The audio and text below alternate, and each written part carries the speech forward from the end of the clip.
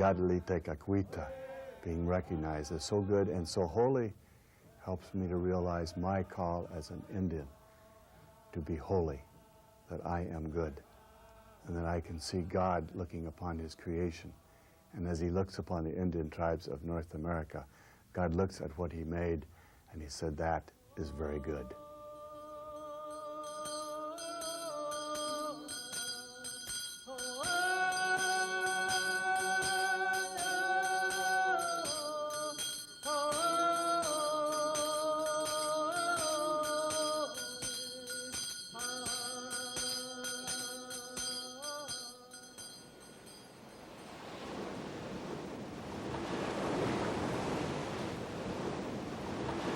During the conquest of Mexico, some of the Spaniards all but looked on the Indians they met there as subhuman, and therefore it didn't matter how they were treated.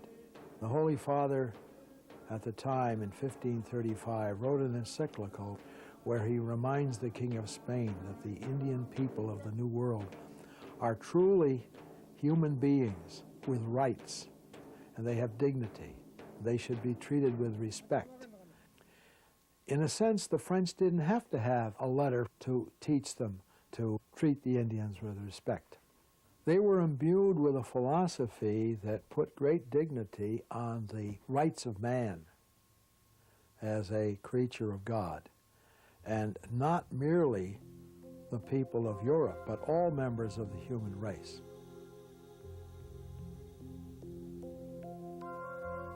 By contrast, the English people who came to the New World in much greater numbers than the French, and who were interested in making settlements all over the East Coast, somehow in the first years didn't care whether the Indians were there or not. Much is made of the beautiful friendship between the Pilgrims and the Indians that they found. Well, if that really happened, it wore off quickly, because within a few years the English were killing off the Indians of New England. Theodore Maynard, in his book on the story of American Catholicism, has a much quoted line where he says, as regards the Indians, the Spanish intimidated them, the English ignored them, the French charmed them and treated them like brothers.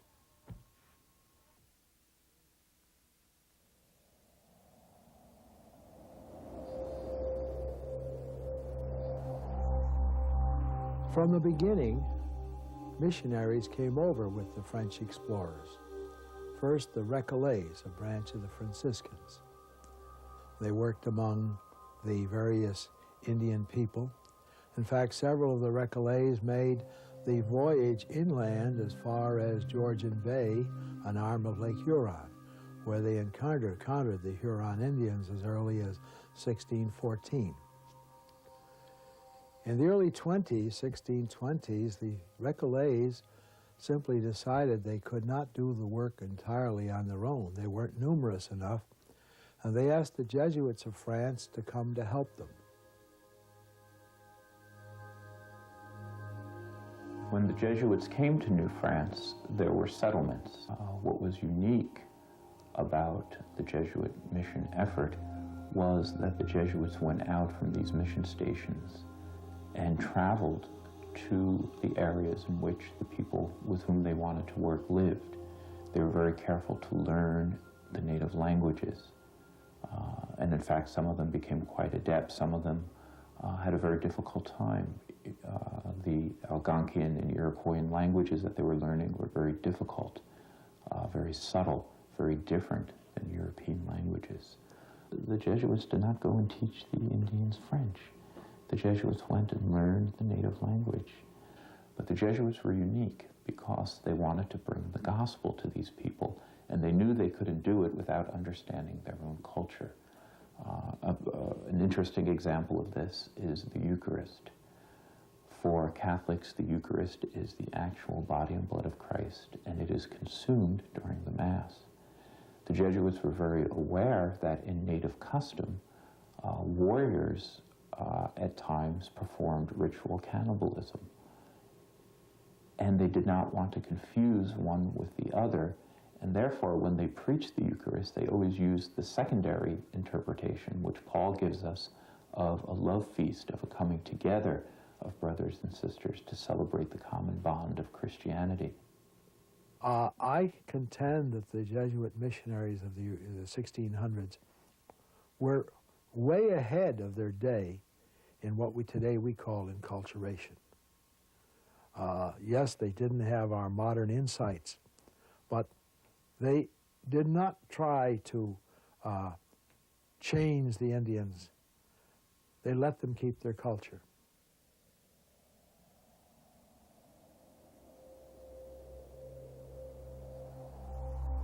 A band of Jesuits came to New France in 1634. They worked among the Algonquin nations. They noticed, however, of all the Indians who came down the Ottawa and the St. Lawrence River to trade with them, the ones that offered the greatest hope of evangelization were the Hurons. Hurons were an Iroquoian people related to the 5 Iroquois tribes of New York State. The Iroquois would have liked to bring them into their confederation, but the Hurons felt they had too good a deal trading with the French. And so this produced warfare among people who should have been brothers. Just when the Hurons were responding, just when a number of them were ready to turn to Christianity, the attacks of the Iroquois began. And eventually, it would bring about all but destruction of the Huron nation. Many of the Hurons, those that were not killed, were adopted by the various Iroquois nations, Mohawk, Oneida, Onondaga, Cayuga, Seneca. And 20 years later, when the Jesuit missionaries had a chance to work among the Iroquois nations of New York State, they found Hurons, now adopted Iroquois, still trying to cling to their Catholic faith. And they, in turn, had an effect on the people who had captured them. So if in the 1670s, about half the Mohawk people and at least a small number of the other 4 Iroquois nations became Catholic, the example of the Hurons had a great deal to do with it. By 1670, there was a string of 11 missions, chapels, from the Mohawk Valley to the Valley of the Genesee, where the Senecas lived.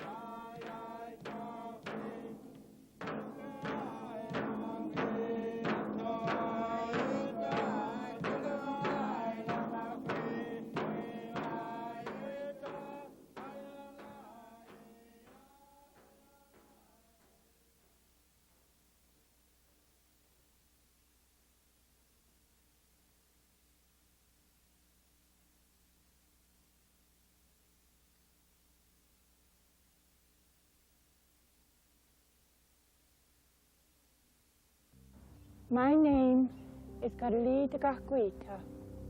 I was born in 1656 in what is now New York State. This is my village, called Ozalono. This is my father. He is a Mohawk chief. And this is my mother. She is a Christian Algonquin. I am 4 years old, and the smallpox sickness, it's here in my village. It has taken my father, my mother, and my baby brother. The suffering, the death, it's everywhere. It's everywhere.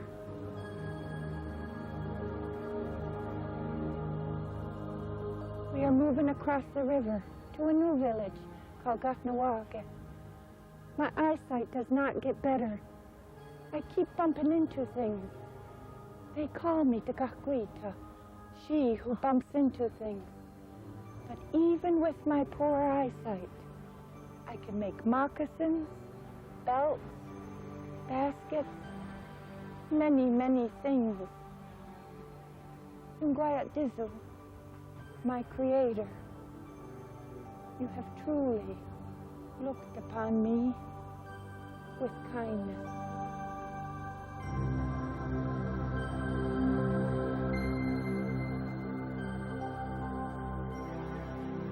going to be entering the fortified KAHNAWAKE or KAHNAWAKE Mohawk village. It is here that Kateri lived. She was baptized here and lived her Christian life here.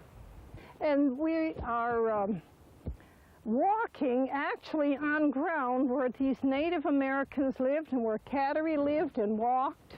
The archaeological diggings went down about 3 feet, but the soil was carefully sifted and absolutely replaced, so that we are standing now in the original Indian village where Kateri lived most of her life as a young person, and eventually she was advised to leave here because it was feared that those who opposed her way of life could very easily kill her.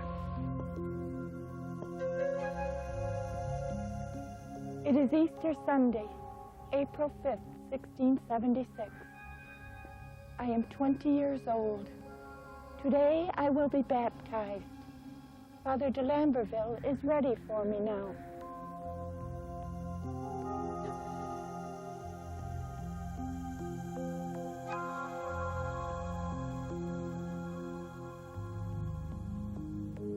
I must leave my village and go north to the land of the praying Indians. This is a sort of a map of the Kateri's trek from where she was born to KAHNAWAKE. The shrine at Orisville, or Zelanu in the Mohawk language, is where Kateri was born, on the south shore of the Mohawk River. Now, where she was baptized and met the Jesuits was at Fonda, which, strangely enough, also bears the name KAHNAWAKE at the time, so there must be rapids somewhere in the Mohawk River at that place. That's where she was baptized. This is not far away from Albany and Schenectady on the Mohawk River. Now, in 1677, she was strongly advised to move to Canada, to the St. Francis Xavier mission at KAHNAWAKE up here. She simply moved through up the different rivers and joined the Hudson here and what we call Lake George today, which was originally the Lac du Saint-Sacrement, the Lake of the Blessed Sacrament. And now we join the Lake Champlain, the whole trek along to the Canadian-United States border. And she turned into a small river, I think it's called the St. Jacques River, that comes right to La Prairie, which marks the first spot where the mission was founded in 1667. So in between present-day KAHNAWAKE, and La Prairie was Côte St. Catherine. And that is a spot in 1677 where she joined the mission that had moved once. This was the first move. And that is where Kateri lived the last 3 years of her life, and she died there in April 1680 at this spot. I have lived here at KAHNAWAKE for 2 winters, and these are my friends. It is Wednesday of Holy Week, April 17th, 1680. I have lived on my mother the earth for 24 years. I am very sick. I have a high fever and such pains in my stomach. I know I am going to die. Soon I will be with my Jesus in heaven. How happy I am that he has chosen me to be with him at last. Do not cry. You see this cross? This cross was the source of all my happiness on earth. I advise you to make it yours. Never stop doing penance for Jesus. I will love you in heaven. I will pray for you. I will help you.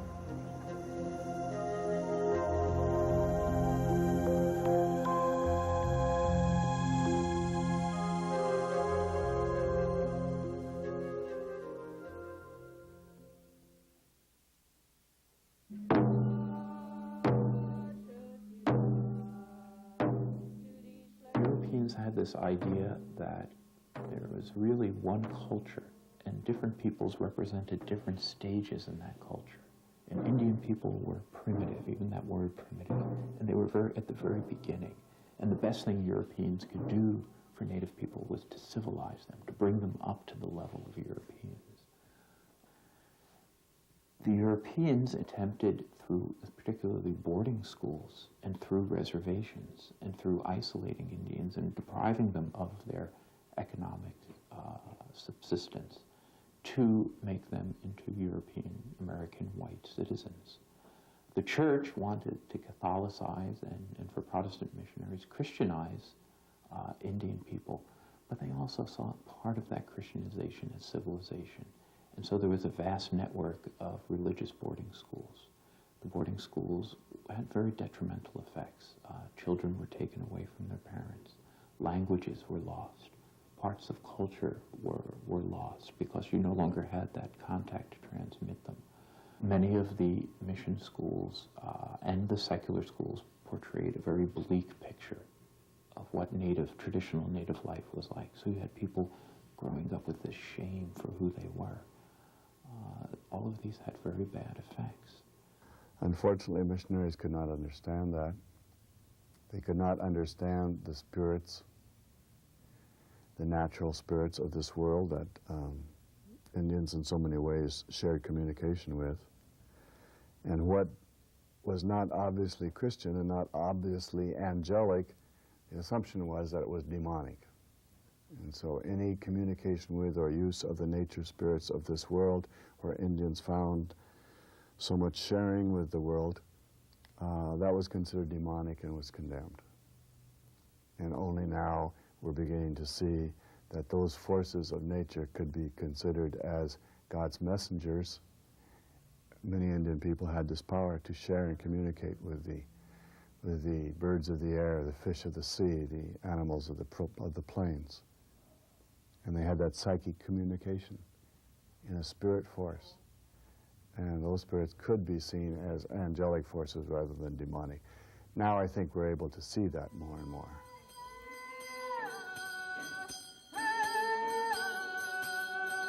I think the most important thing of my life in coming to the reservation was learning that there is a way of the heart. That from all my training in schools and all my Jesuit training, I learned well to develop my head and all my thinking powers. But when you come on to the res, there's another thing that is taught, and that is the way of the heart. There's great respect for all the powers in the unseen world, great respect for the beloved ones who've gone on ahead of us to the other world.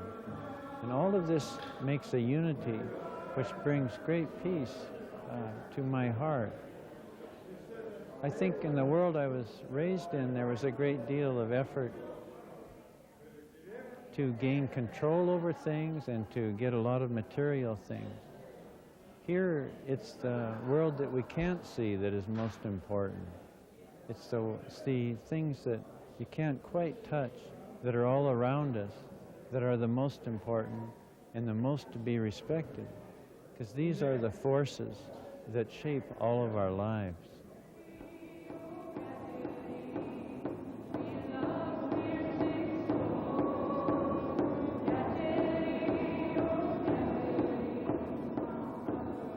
One of the things we need to do is to commemorate people like Kateri Tekakwitha and to show European people and American people the genius and the spirituality and the depth of Indian culture and Indian faith.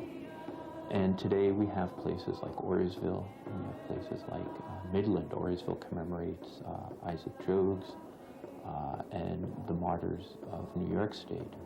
And Midland commemorates the martyrs of Canada. But more importantly, they commemorate the native people of those areas and the faith of the people of those areas.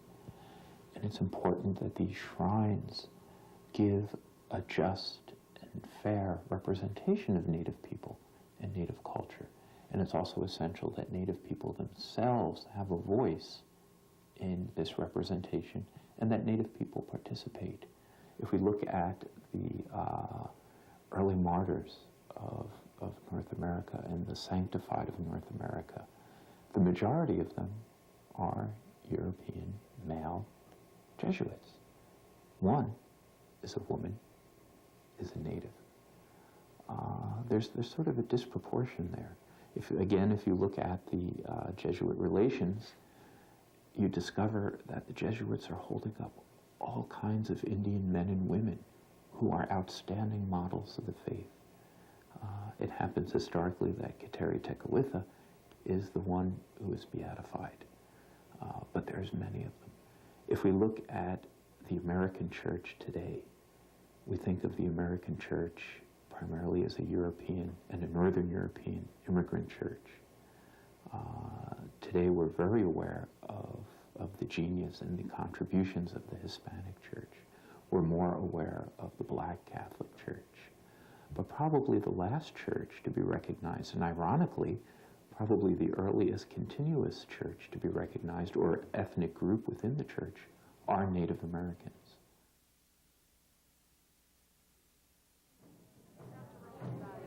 Santa Rosa Diocese of California. Hoopa, California.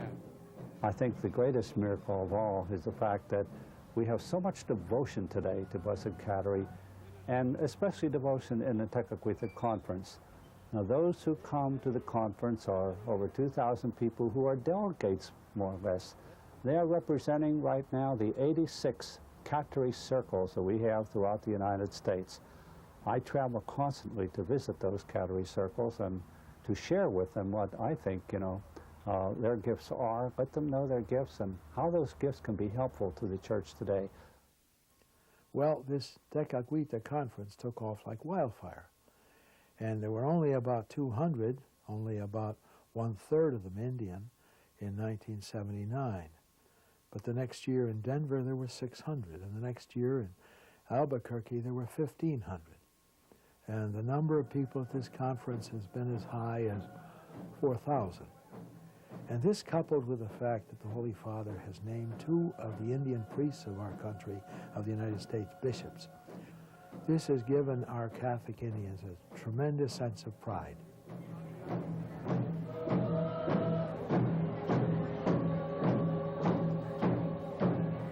Here, the catalyst, the drawing person for our indigenous people is Kateri, more so now than before.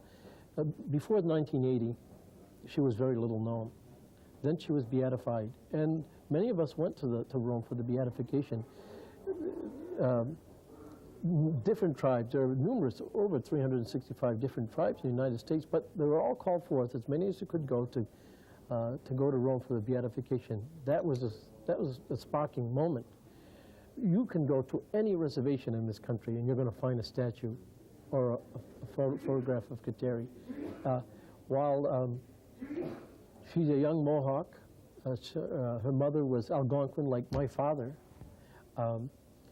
She's transcended her roots and become a Navajo, a Laguna, a Zuni. That's the beauty of how the church, when the church raises up someone, beatifies or canonizes someone as a model, she then transcends her roots and becomes, for those people, someone to look up to, young and old alike. And that's the uniqueness of Kateri for our country.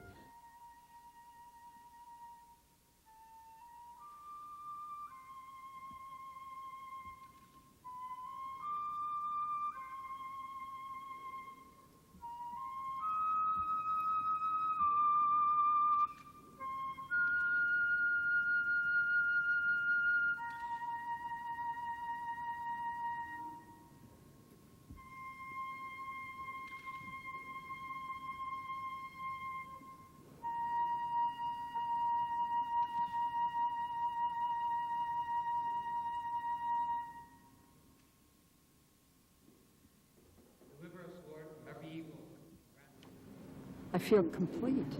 I feel complete because I'm in touch with all of me. I'm in touch with my native spirituality. I'm in touch with Catholicism. Because I see that it's a way for our people to heal. We have a lot of pain, we have a lot of shame, we have a lot of anger buried deep down in here that is preventing us to be whole, fully who we are, who we're called to be. And I have found that any Native person that gets in touch with that Native spirituality, that presence deep within, in their spirit, they get in touch with that, then a healing starts taking place, and then we start taking responsibility for ourselves. I'm not one to get on the pity pot or to demand or tell people, oh, people owe me this and that, but all of us have to go back and look at our past life. We have to look at our ancestors. We still have to heal from the sins of our ancestors. And here, we all do, no matter what color we are. We have to go back. And one of the sins that has not been acknowledged, is not widely acknowledged, is what has happened to our Native people in their own land. The Europeans, the Anglos that came here, if they could go back into their own history and acknowledge what was done to us as the Native people. They put words to it so that we can hear it, so we can feel it. Then we can heal, they will heal, and then we will grow together in spirit.